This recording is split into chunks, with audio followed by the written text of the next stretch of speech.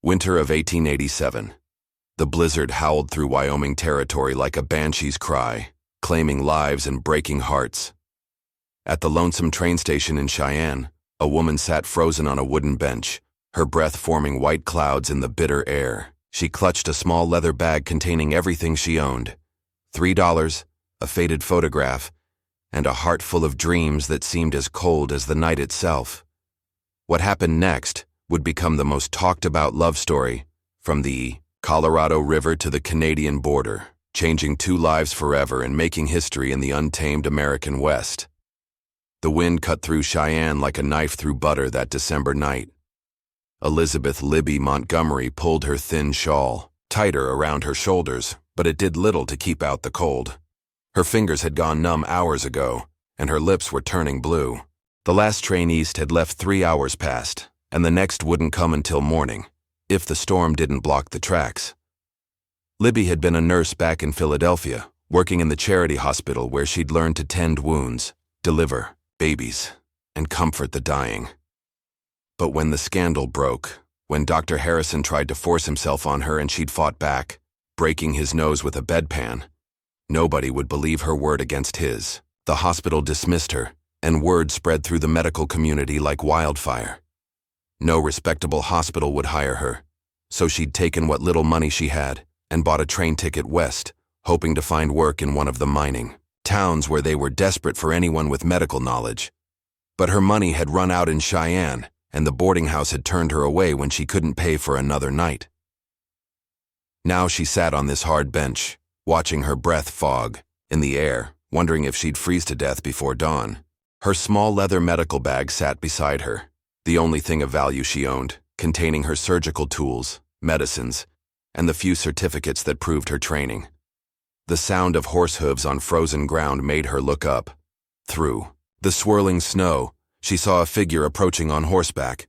The man was large, wearing a heavy coat and wide-brimmed hat, pulled low against the wind. As he drew closer, she could see his horse was a magnificent black stallion, and the man's clothes, though practical, were of fine quality.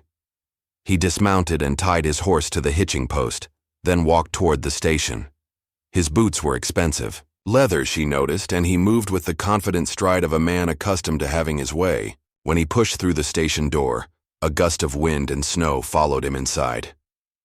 "Evening, miss," he said, touching the brim of his hat. His voice was deep and warm, with the slight drawl of someone who'd spent time in Texas.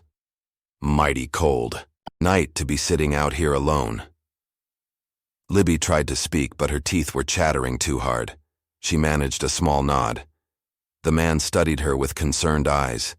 He was perhaps 30 years old, with dark hair and a mustache, and despite the rough weather, he was clean-shaven and well-groomed. His face was weathered from years in the sun, but his eyes were kind.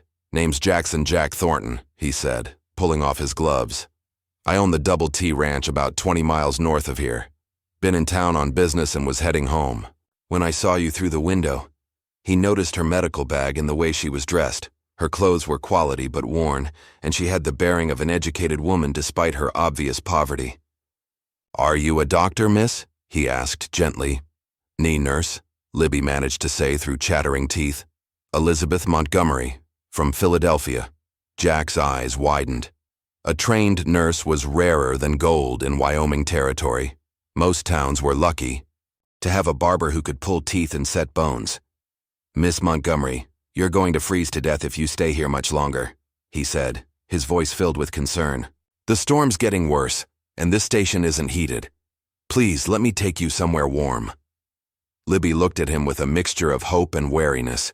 She'd learned not to trust men too easily, but she was desperate.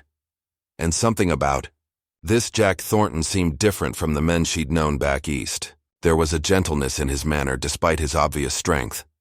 I don't have money for a hotel," she admitted, her voice barely above a whisper. "That's not your concern right now," Jack said firmly. "Getting you warm and fed is what matters. We can sort out the rest later." He shrugged out of his heavy coat and wrapped it around her shoulders.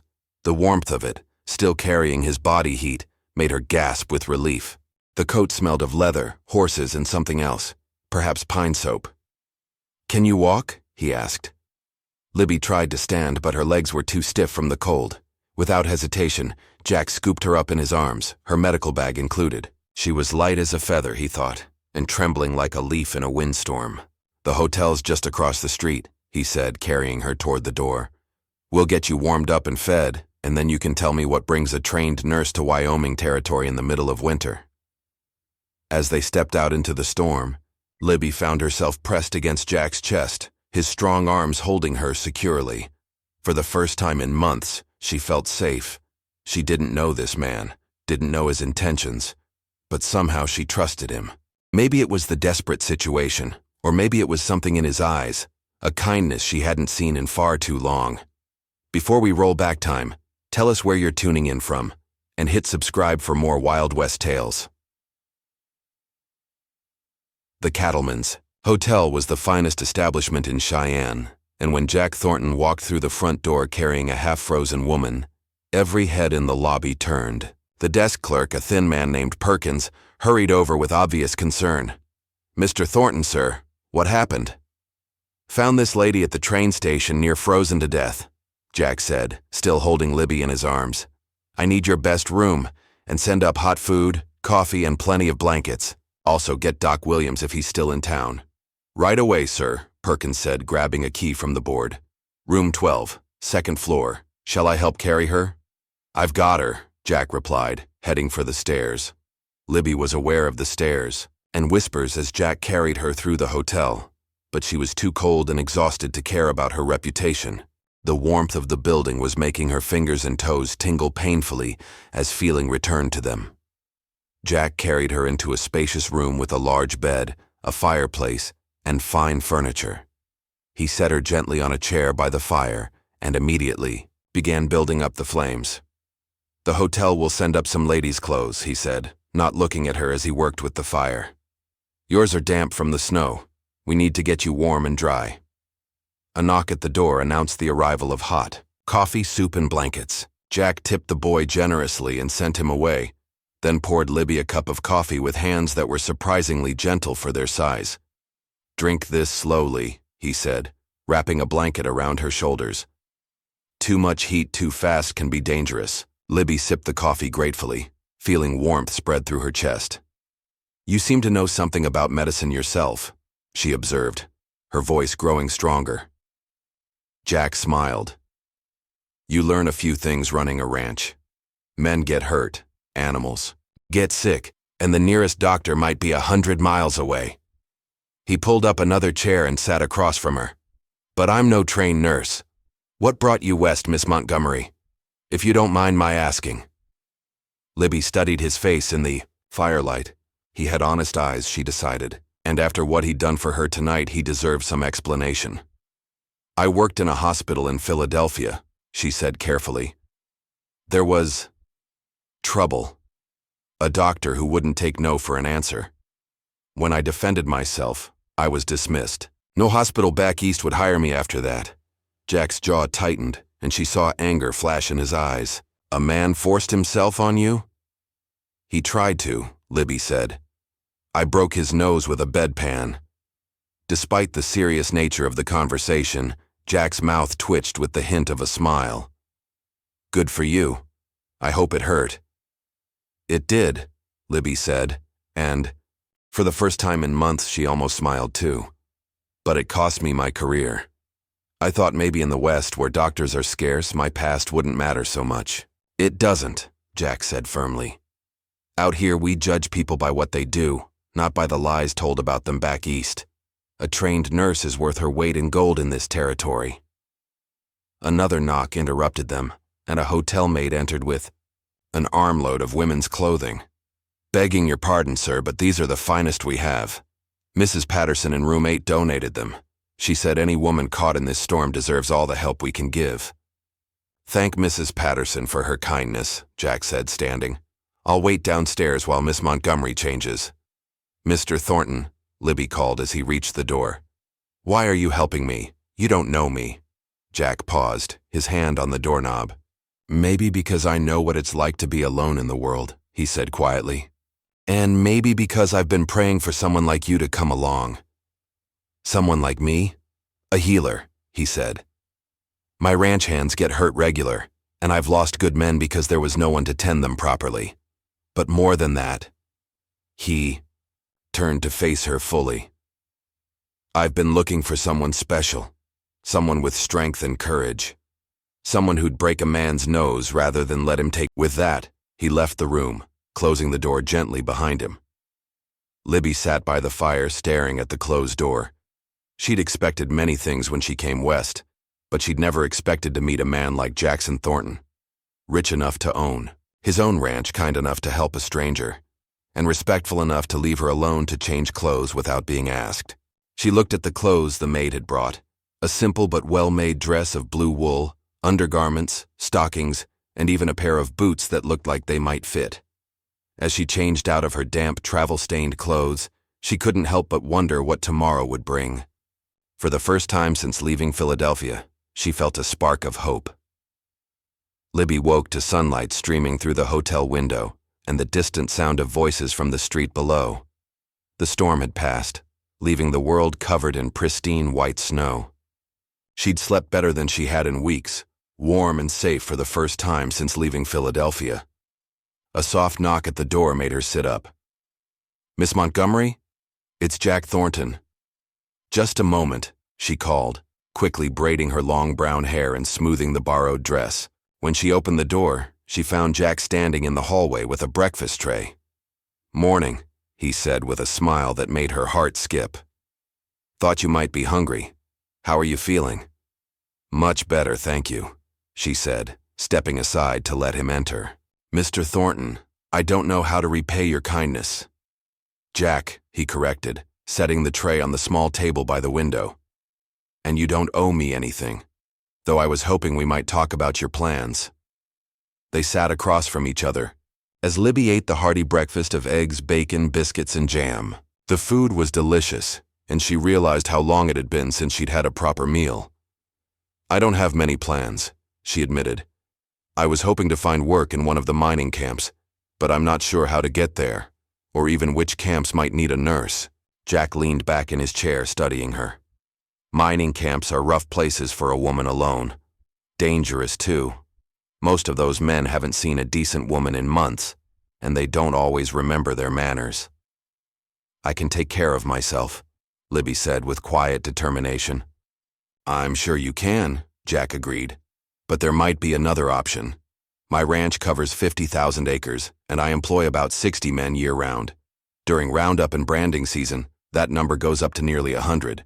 These men work hard and get hurt regular. Broken bones, cuts, burns, snake bites, you name it." Libby set down her coffee cup, interested.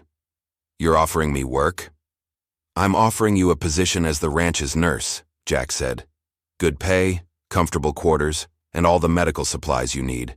You'd have your own cabin near the main. House and Cookie, that's our cook, would make sure you're well fed." It sounded almost too good to be true. "What would you expect in return?" Jack's expression grew serious. "Honest work for honest pay. Tend the men when they're hurt, help with difficult births among the livestock when needed, and maybe teach some of the hands basic first aid. Nothing more than that. And you'd expect nothing personal." Understanding dawned in Jack's eyes. "Miss Montgomery, Libby, I'm not the kind of man who'd take advantage of a woman's desperate situation. If something personal were to develop, between us it would be because we both wanted it, not because you felt obligated." Libby studied his face, looking for any sign of deception, but his eyes were clear and honest, and everything about his behavior since finding her had been that of a gentleman. "How far is your ranch?" she asked. 20 miles north. It's called the Double T after my initials, Jackson Thomas Thornton. We raise cattle and horses, some of the finest in Wyoming Territory. The work is hard but honest, and the men who ride for me are good people." "You said you've been looking for a healer. Haven't you tried to hire a doctor?" Jack laughed, but there was no humor in it. "I've tried. Posted notices in newspapers from Denver to Kansas City. Most doctors want to practice in towns where they can build a profitable practice treating wealthy patients. Ranch work is too uncertain, too dangerous, and not profitable enough for most of them." "But you'd hire a woman?" "I'd hire anyone with the skills and courage to do the job," Jack said firmly. Out here we care more about what a person can do than whether they wear pants or a dress. Libby considered the offer. It was better than anything she'd dared hope for, but it seemed too perfect. There had to be a catch. "What aren't you telling me?" she asked. Jack smiled appreciatively. Smart as well as skilled. "All right, here's the truth of it. The Double T is a working ranch, not a fancy estate. The winters are hard, the summers are hot, and we're 20 miles from the nearest town. You'd be the only woman on the ranch most of the time except for Cookie's wife Martha, who helps in the kitchen. It can be lonely." "I've been lonely in cities full of people," Libby said quietly. "At least ranch loneliness would be honest." "There's something else," Jack continued. "I'm not just the owner of the Double T. My family has money, quite a bit of it. My father made a fortune in shipping before the war, and I've done well with investments in addition to the ranch. Some people might say you're trying to catch yourself a wealthy husband." Libby's chin came up defiantly. "Let them say what they want. I know my own heart and intentions." "I believe you do," Jack said softly, "but I wanted you to know what you might be walking into." They sat in comfortable silence for a moment, watching the snow-covered street through the window. Finally, Libby spoke. "When would you want me to start?" Jack's face lit up with a smile that transformed his weathered features. "Does that mean you'll take the position?" "It means I'll try it," Libby said carefully. "If it doesn't work out for either of us, I'll move on with no hard feelings." "Fair enough," Jack said, standing and extending his hand. "Welcome to the Double T, Nurse Montgomery." As Libby shook his hand, she felt a spark of electricity pass between them. From the look in Jack's eyes, he felt it too. This job might be more complicated than she'd thought, but for the first time in months, she was looking forward to the future. The ride to the Double T Ranch took 3 hours through snow-covered countryside that took Libby's breath away. Jack had bought her a warm coat, riding boots, and other necessities in Cheyenne, refusing to take no for an answer when she protested the expense. "Consider it an advance on your salary," he'd said with a grin that was becoming familiar. Now, as they rode side by side through the Wyoming wilderness, Libby felt a sense of freedom she'd never experienced back east. The landscape was vast and beautiful, with snow-capped mountains in the distance and endless sky overhead. Jack pointed out landmarks along the way, a creek where they watered their horses, a grove of cottonwood trees that provided shelter during summer roundups, and finally, the boundary markers of the Double T. "There she is," Jack said with obvious pride as they crested a hill. Libby gasped at the sight below them. The Double T Ranch sprawled across a valley like a small town. The main house was large and well-built, constructed of logs and stone with a wide front porch. Nearby stood a bunkhouse, stables, corrals, a blacksmith shop, and various other outbuildings. Smoke rose from several chimneys, and she could see men working despite the cold weather. "It's beautiful," she said honestly. "Wait until spring," Jack replied. "When the grass is green and the wildflowers are blooming, there's no prettier sight in all of Wyoming." As they rode into the ranch yard, men began emerging from various buildings to greet them. Word of Jack's mission to town had obviously spread, and they were all curious about the woman riding beside their boss. "Boys," Jack called out as he dismounted, "I want you to meet Miss Elizabeth Montgomery. She's our new nurse." A cheer went up from the assembled men, and Libby felt her cheeks redden. One grizzled cowboy with gray whiskers stepped forward. "Name's Tom Bradley, miss. I'm the foreman here. Can't tell you how glad we are to have someone with medical training on the ranch." "Thank you, Mr. Bradley," Libby said as Jack helped her down from her horse. "I hope I can be of help." "Oh, you will be," said another man with a bandaged hand. "I cut myself on some barbed wire yesterday, and it's been paining me something fierce." "I'll take a look at it after I get settled," Libby promised. Jack led her toward a small but well-built cabin about 50 yards from the main house. "This will be your home," he said, opening the door. The cabin was simple but comfortable, with a main room that served as both living area and office, a small bedroom and a kitchen with a wood stove. A fire had already been lit in the fireplace, and the rooms were warm and welcoming.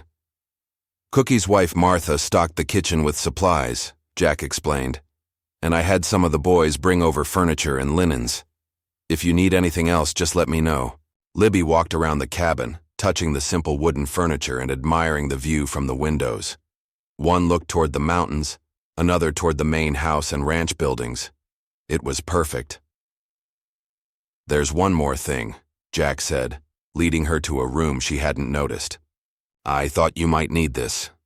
He opened the door to reveal a fully equipped medical office. There was an examination table, cabinets full of supplies, surgical instruments, and medicines. Everything was clean and well organized, better equipped than some hospitals she'd worked in back east. "Jack," she breathed, overwhelmed. "This must have cost a fortune." "A good nurse is worth a fortune," he said simply. "Besides, I ordered most of this months ago, hoping I'd eventually find someone to use it." Libby felt tears prick her eyes. After months of rejection and hardship, this kindness was almost too much to bear. "Thank you," she whispered.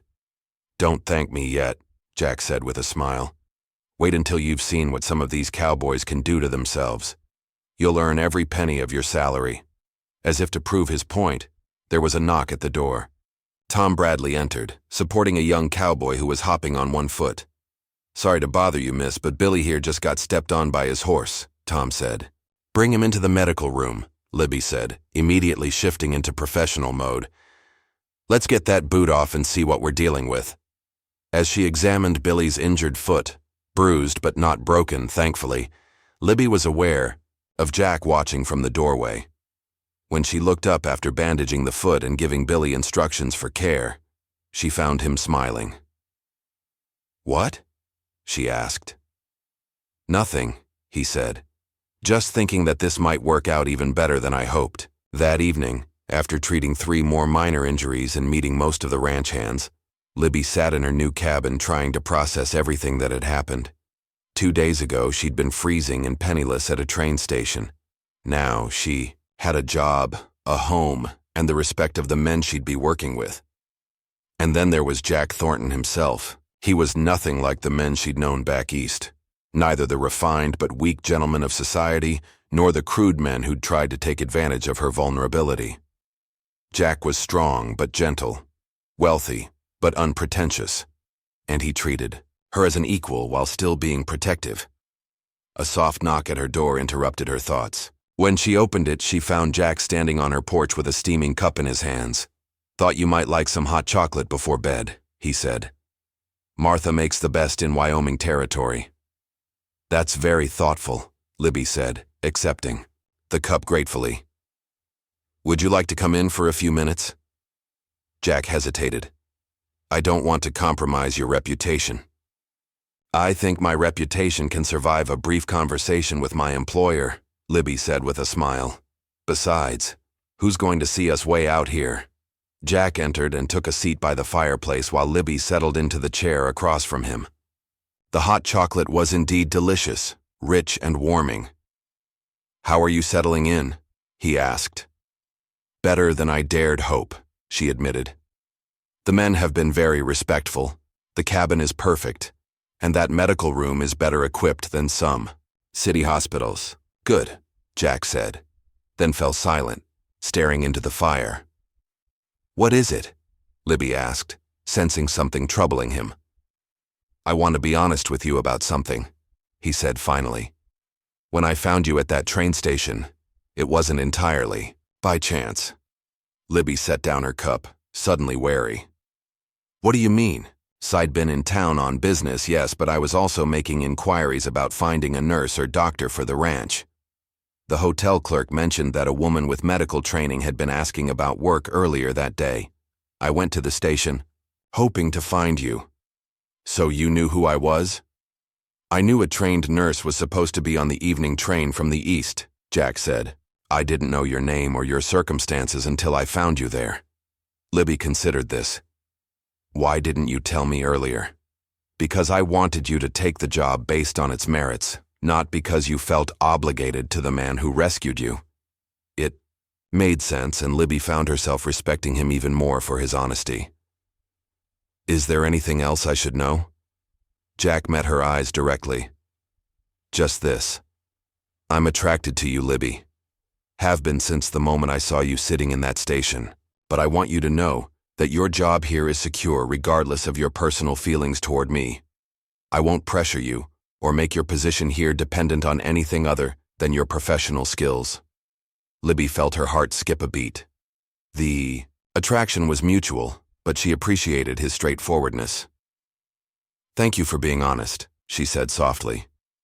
"And for the record, the attraction isn't one-sided." They looked at each other across the firelight, both aware that something significant was beginning between them. But they also both knew it was too soon, too complicated by their employer-employee relationship. "Well," Jack said, standing, "I should let you get some rest. Tomorrow, Cookie wants to show you around the kitchen gardens, and Martha's eager to give you the full tour of the ranch." "Jack," Libby called as he reached the door. "Thank you for everything. I haven't felt this hopeful about the future in a very long time." "Neither have I," he said quietly. And then he was gone, leaving Libby alone with her thoughts, and the warm glow of possibility. Spring came early to Wyoming Territory that year. And with it, Libby settled into her new life at the Double T Ranch. She treated everything from broken bones to snake bites, delivered foals and calves, and even helped Martha in the kitchen garden when her medical duties were light. The Cowboys had come to trust and respect her, often seeking her advice on matters that had nothing to do with medicine. But it was her growing relationship with Jack that occupied most of her thoughts. He was careful to maintain professional boundaries during the day, but their evening conversations on her cabin porch had become a cherished routine. They talked about everything: his dreams for the ranch, her experiences back east, their hopes for the future. One evening in late April, as they sat watching the sunset paint the mountains gold and purple, Jack brought up a subject that had been weighing on his mind. "Libby, there's something I need to tell you about my past," he said, his voice unusually serious. She set down her coffee cup and gave him her full attention. "What is it?" "I was married before," Jack said quietly. "Her name was Rebecca. We were childhood sweethearts back in Texas, married when I was 22. Libby felt a stab of jealousy, followed immediately by guilt. Of course, a man like Jack would have been married before. "What happened to her?" she asked gently. "Fever took her 3 years ago," Jack said, pain evident in his voice. "We'd been trying to have children, but it never happened. When she died, I thought my chance at happiness died with her." "I'm sorry," Libby said, reaching over to squeeze his hand. "She must have been very special." "She was," Jack agreed. "But she was also nothing like you. Rebecca was gentle and delicate, content to stay home and tend her flowers. You're strong, independent, willing to face challenges head on. I love that about you." Libby's heart stopped. "Jack, I know it's too soon," he said quickly. "I know we work together, and that complicates things. But I can't pretend anymore that my feelings for you are just professional respect." "Mine aren't either," Libby admitted. "But you're right. It is complicated. What would the men think? What would people in town say?" "I don't care what they say," Jack said firmly, "but I care what you think, what you want." Before Libby could answer, Tom Bradley came running up to the cabin, his face pale with worry. "Boss, Miss Libby, there's been an accident. Lightning spooked the horses, and young Danny got trampled. He's hurt bad." Libby was on her feet instantly, her personal feelings pushed aside by professional duty. "Where is he?" "Bunkhouse," Tom replied. "Cookie and some of the boys carried him there." Libby ran to the medical room to grab her supplies while Jack saddled horses to ride for the doctor in Cheyenne. But when she reached the bunkhouse and saw Danny's injuries, she knew there wasn't time to wait for the doctor. The 18-year-old cowboy was unconscious, his chest crushed and his breathing labored. Internal bleeding was obvious, and Libby knew she had to operate immediately or lose him. "Clear a table," she ordered the gathered men. "I need lots of light, hot water, and clean sheets. Tom, I need you to assist me." "Miss Libby," Tom said uncertainly, "shouldn't we wait for the doc?" "He'll be dead before the doctor gets here," Libby said firmly. "I've done this surgery before. We can save him, but we have to act now." For the next 3 hours, Libby worked over Danny's broken body, repairing internal damage and setting bones. The cowboys watched in awed silence as she performed what seemed like miracles with her skilled hands. When she finally stepped back, exhausted but triumphant, Danny's breathing was steady, and his color had improved.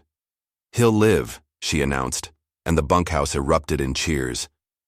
Jack, who had returned with the doctor an hour earlier, watched from the doorway with undisguised admiration. When the doctor examined Danny and pronounced Libby's work as fine as any surgeon in Denver could have done, Jack's pride was evident to everyone present. Later that night, after Danny had been moved to the cabin next to Libby's for easier monitoring, she and Jack finally had a chance to talk. "What you did tonight," Jack said as they sat on her porch in the moonlight.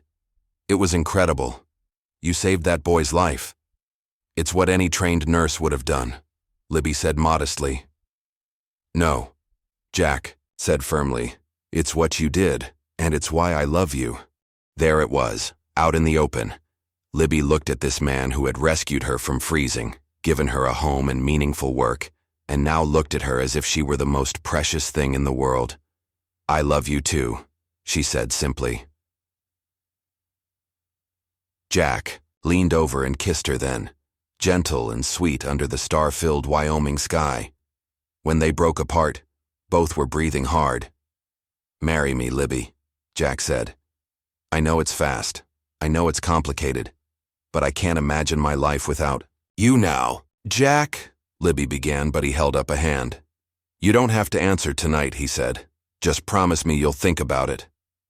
"I will," she promised, though in her heart she already knew her answer. Word of Jack's proposal spread through the ranch faster than wildfire, and to Libby's surprise, the reaction was overwhelmingly positive. The cowboys had come to love and respect her, and they could see how happy she made their boss. Even Tom Bradley, initially skeptical about having a woman on the ranch, gave the match his wholehearted approval. "Never seen the boss smile so much," he told Libby one morning as she checked on Danny's recovery. "You're good for him, miss. Good for all of us." The wedding was planned for the first Saturday in June, and it became the social event of the season in that part of Wyoming Territory. Cowboys from neighboring ranches, townspeople from Cheyenne, and even some of Jack's business associates from Denver came to witness the union of the millionaire rancher and his nurse.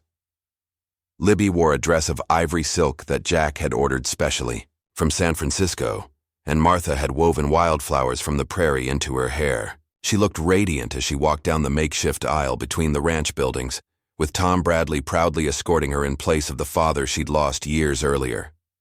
Jack waited at the altar they'd constructed on the front porch of the main house, dressed in his finest black suit, but looking more nervous than Libby had ever seen him. When their eyes met, however, his nervousness disappeared, replaced by a smile of pure joy.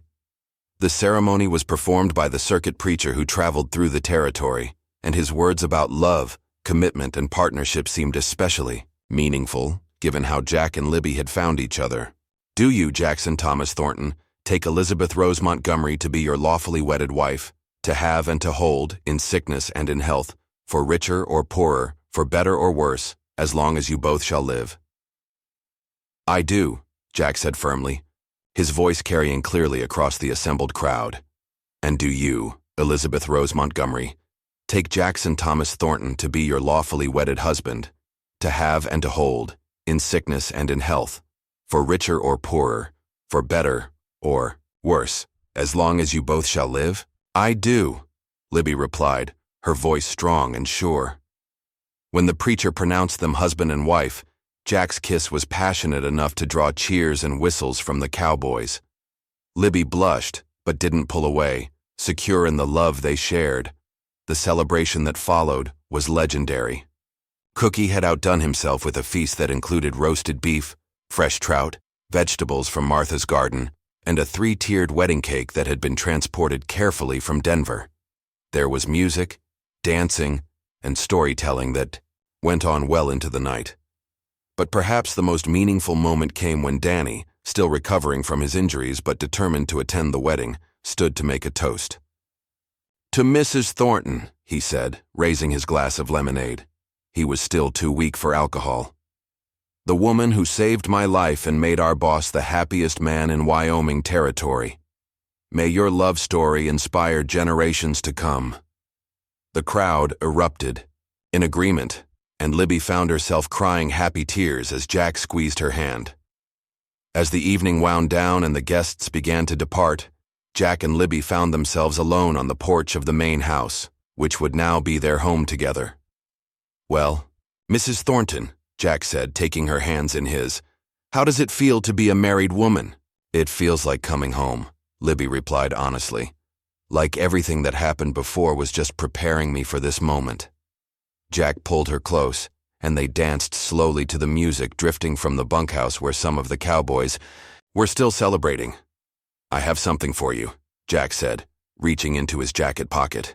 He pulled out a small velvet box and opened it to reveal a beautiful gold locket. "Jack, it's beautiful," Libby breathed as he fastened it around her neck. "Open it," he urged. Inside was a tiny photograph of the two of them taken earlier that day, and engraved on the opposite side were the words, "Forever and always, J.T. Now you'll always have me close to your heart," Jack said softly. "I already do," Libby whispered, and kissed him under the star-filled Wyoming sky. The first year of marriage brought both joys and challenges to Jack and Libby Thornton. Libby continued her work as the ranch nurse, but now she also took on the role of ranch wife, helping Jack with the business side of the operation and entertaining the important visitors who came to buy cattle and horses. She proved to be a natural at both roles. Her medical skills became legendary throughout the territory. She successfully treated a cholera outbreak in nearby Silver Creek, delivered twins during a blizzard, and even removed a bullet from a wounded sheriff who'd been chasing rustlers. But it was her partnership with Jack that truly made their marriage special. She had a keen mind for business and often suggested improvements to ranch operations that saved money and increased efficiency. Jack valued her opinions and never made important decisions without consulting her first. Their love story became the talk of Wyoming Territory. Newspaper reporters came from as far away as Chicago to write about the millionaire cowboy and his nurse wife. The story of how Jack had found Libby freezing at the train station was retold around campfires and in saloons from Colorado to Montana, but their happiness was tested when Libby's past came back to haunt them. In the spring of 1889, Dr. Harrison, the man who had tried to assault her in Philadelphia, arrived in Cheyenne, claiming to be investigating medical malpractice by unlicensed practitioners. "He's come to cause trouble," Libby told Jack as they sat in their bedroom, reading the telegram that had warned them of Harrison's arrival. "He's never forgiven me for what I did to him." "Let him come," Jack said grimly. "He'll find that things are different out here." Harrison arrived at the ranch 3 days later, accompanied by a territorial marshal and carrying official papers questioning Libby's right to practice medicine without a license. He was a thin, pale man with calculating eyes and a permanent sneer that made Libby's skin crawl. "Mrs. Thornton," he said with mock politeness, "or should I say, Miss Montgomery, I'm here to investigate reports of illegal medical practice." "My wife is a trained nurse," Jack said, stepping protectively in front of Libby. "She has certificates proving her education and experience." "Certificates that are meaningless if she's been dismissed from her position for moral turpitude," Harrison replied smoothly. "Did you tell your husband about your behavior back in Philadelphia, my dear?"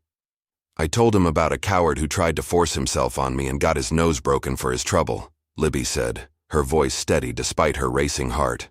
"Your word against mine," Harrison said with a smile. "And I'm a respected physician while you're just a woman of questionable virtue."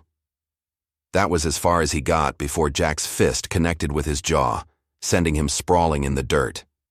The marshal reached for his gun, but found himself facing 30 angry cowboys who had appeared seemingly from nowhere. "Now see here," the marshal said nervously, "I'm a federal officer." "And I'm a citizen of Wyoming Territory," Jack said calmly, though his eyes were blazing with anger. "You want to question my wife's credentials? Fine, let's go to town and have a proper hearing." The hearing was held in Cheyenne's courthouse 3 days later, and it seemed like half the territory showed up to support Libby. Patient after patient testified about her skill and compassion. The doctor from Cheyenne spoke eloquently about her surgical abilities. Even the territorial governor, who had met Libby at a social function, sent a letter praising her contributions to the territory's medical care. Harrison's accusations fell apart under scrutiny. It was revealed that he had been dismissed from his own hospital position for drinking and incompetence, and that he had harbored a grudge against Libby for years. When Tom Bradley testified about how Libby had saved Danny's life, performing surgery that no one else in the territory could have done, the judge's decision was swift and decisive.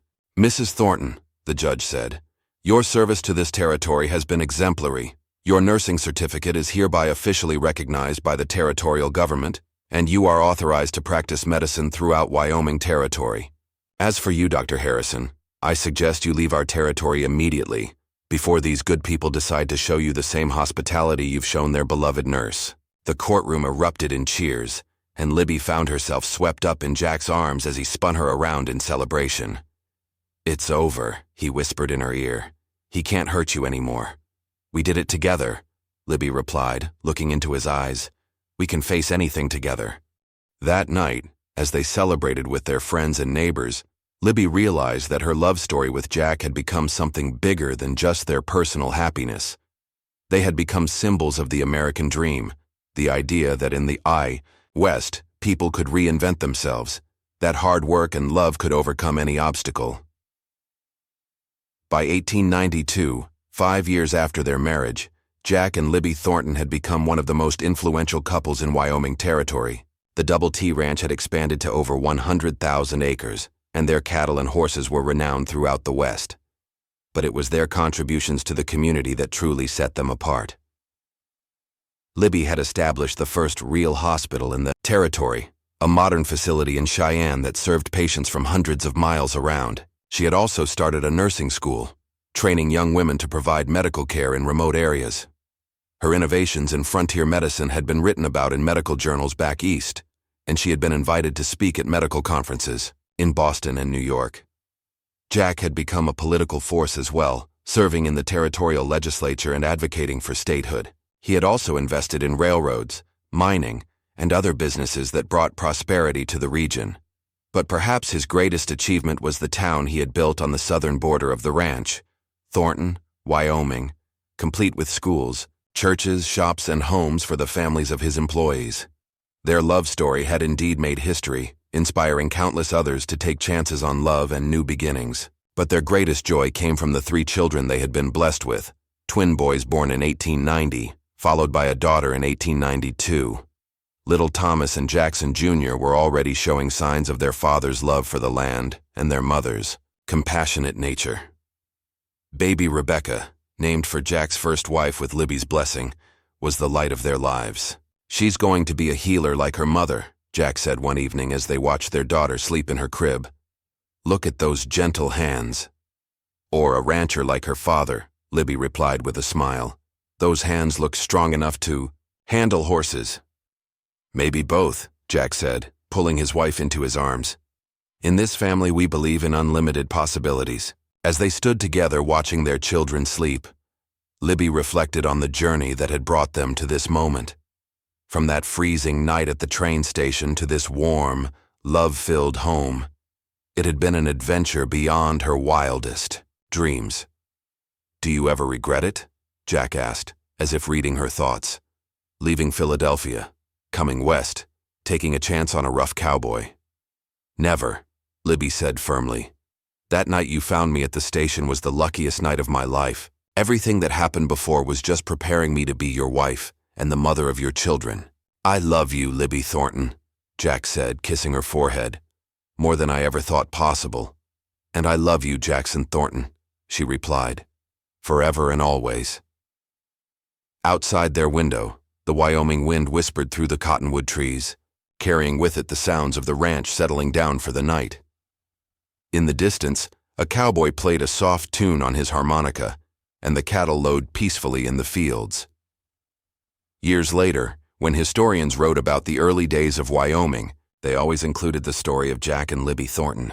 Their love story became legend, told and retold around campfires and in books, inspiring generations of Americans to believe in the power of love to overcome any obstacle. The Double T Ranch continued to thrive under their children's leadership. Thomas became a respected cattleman, and served as Wyoming's first state senator. Jackson Jr. became a doctor, following in his mother's footsteps, and established hospitals throughout the growing state. Rebecca married a fellow rancher and raised 6 children of her own, passing down the family stories of courage, love, and perseverance. The town of Thornton grew into a thriving city, and the hospital Libby founded became a major medical center. Her nursing school graduated hundreds of women who carried her legacy of compassionate care throughout the American West. But perhaps the most enduring legacy of Jack and Libby's love story was the example they set for others. They proved that love could blossom in the most unlikely circumstances, that 2 people from different worlds could build a life together based on mutual respect, shared dreams, and unwavering commitment.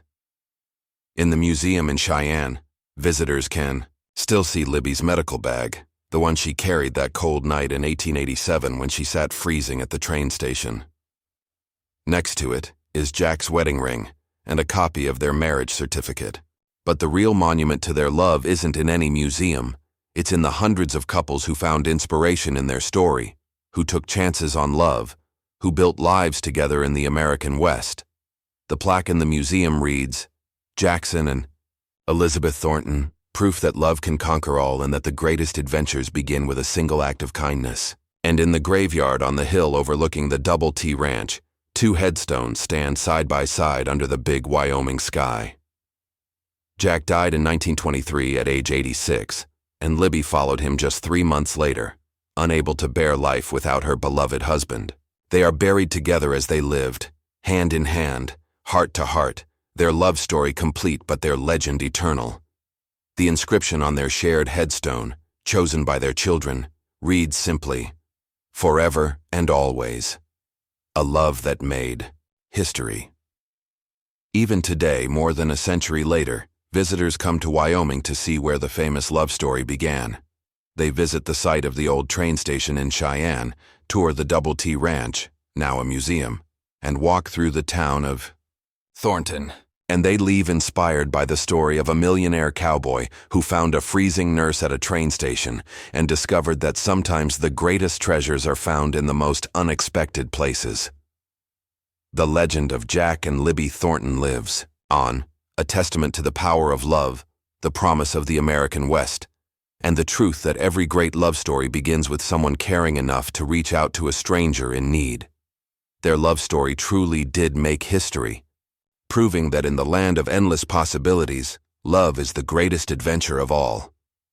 Now that you've watched the full story, we'd really appreciate it if you could rate it out of 10 in the comments. Your thoughts help us improve and ensure we're bringing you the kind of storytelling you truly enjoy.